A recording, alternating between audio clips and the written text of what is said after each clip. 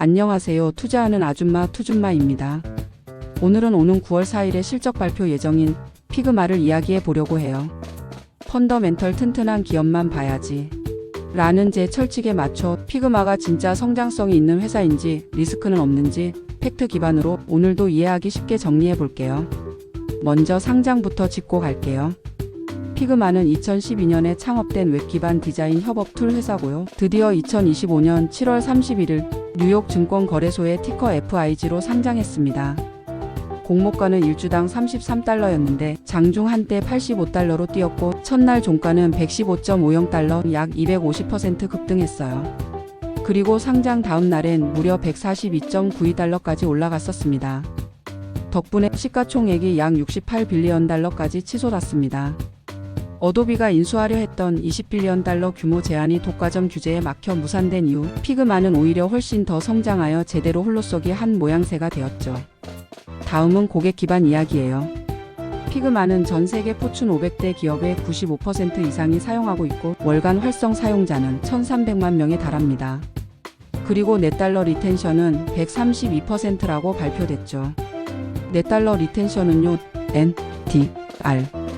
기존 사용 고객이 얼마나 오래 그리고 더 많이 돈을 쓰는지 보여주는 지표예요.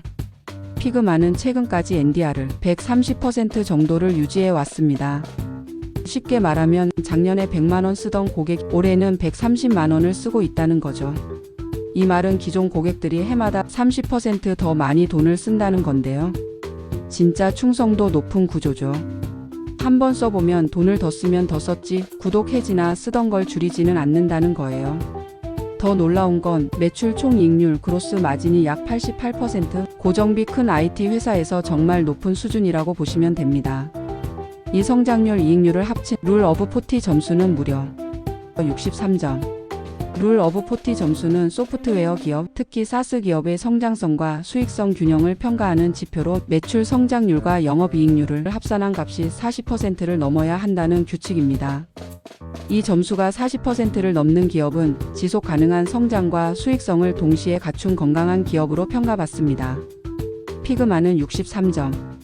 디자인 툴이나 이 소프트웨어 업계에서 정말 보기 드문 수준이에요. 그리고 고객의 76%가 한 개가 아니라 2개 이상의 피그마 제품을 쓴다는 건 애초에 플랫폼으로 쓸 수 있게 만든 전략이 정말 잘 먹힌 거죠. 결국 고객당 매출이 평균 2.4배까지 늘어납니다.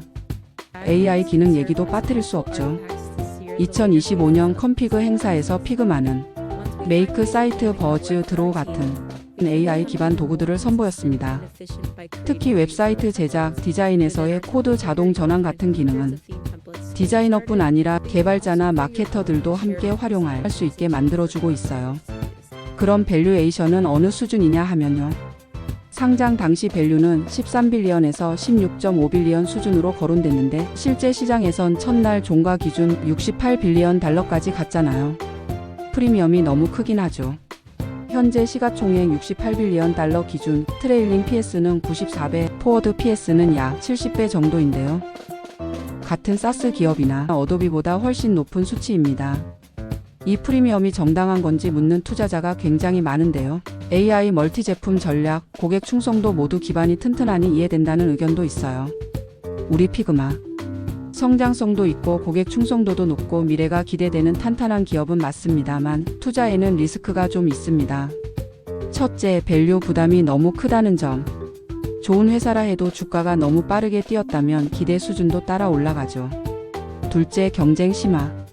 어도비, 캔바 같은 회사들이 계속 뒤쫓아오고 있어요. 특히 어도비는 어도비 XD와 AI 팀을 웨퍼나이즈해서 반격할 수도 있어요. 내가 가지지 못한 거면 내가 이겨서 부숴버리겠다. 그럴 수도 있죠. 셋째, 수익성이냐, 투자 균형이냐, AI나 기능 확장에 대한 투자가 매출은 늘릴 수 있어도 단기적으로는 효율성이나 마진에 부담을 줄 수 있다는 점이죠. 경영진도 이런 가능성을 인정한 바 있답니다. 마지막, 내부자 및 초기 투자자 매도 물량이 더 나올 수 있다는 점입니다. S1 문서 보시면 IPO 때 내부자들의 일정 규모 매도 계획이 있거든요. 상장 후 실제로 매도도 했습니다. 그게 주가에 단기적으로 압박을 주고 있습니다. 그래서 지금 상장하고 최저가 67달러까지 찍고 지금 70달러 부근에서 기어가고 있어요. S1 문서는 폼 S1 레지스트레이션 스테이트먼트라는 뜻으로 미국 증권거래위원회에 제출하는 IPO 신청서예요. 여러분도 sec.gov에 가셔서 회사명 피그마로 검색해 보실 수 있어요. 쉽게 말하면 우리 회사 상장하려고 하는데 투자자들한테 회사 정보를 다 보여줄게요 하는 보고서입니다. 회사 사업 내용과 경영진 정보, 리스크 요인 등 상세한 계획도 들어있죠. 우리 회사 처음 공개합니다. 자세히 다 알려드릴게요 하는 보고서에 우리 회사 상장하면 내부자들이 주식 일부 매도할 거예요가 써 있다는 거죠. 레딧 같은 투자 커뮤니티도 살펴보면요. 디자이너들 피그마 없으면 일 못한다는 반응이 많고 스타트업이나 프리랜서 디자이너들 사이에선 사실상 필수 툴이란 의견이 많습니다. 제 친구는 국내 회사원들이면 다 알만한 취업 관련 회사 기획팀장인데요. MZ 팀원들이 기획서도 피그마로 쓴다고 합니다. 팀원들끼리 피그마 활용해서 보고서 쓰고 팀장님 보고 검토해달라고 보낸대요. 디자인팀도 아닌데 피그마로 다 한다네요. 반면 일부 투자자들은 현재 주가가 너무 비싼데 그만큼 실적이 따라올까란 의견도 있어요. 제 주변 디자이너분들에게 물어보니 계속 어도비 써왔던 분들은 어도비도 계속 쓴다고 하고 피그마도 동시에 같이 쓰는 중인 것 같아요. 그럼 투자는 어찌해야 할까요? 저처럼 펀더멘털 보고 투자하는 스타일이라면 어닝콜 결과와 회사의 가이던스를 보고 좋아.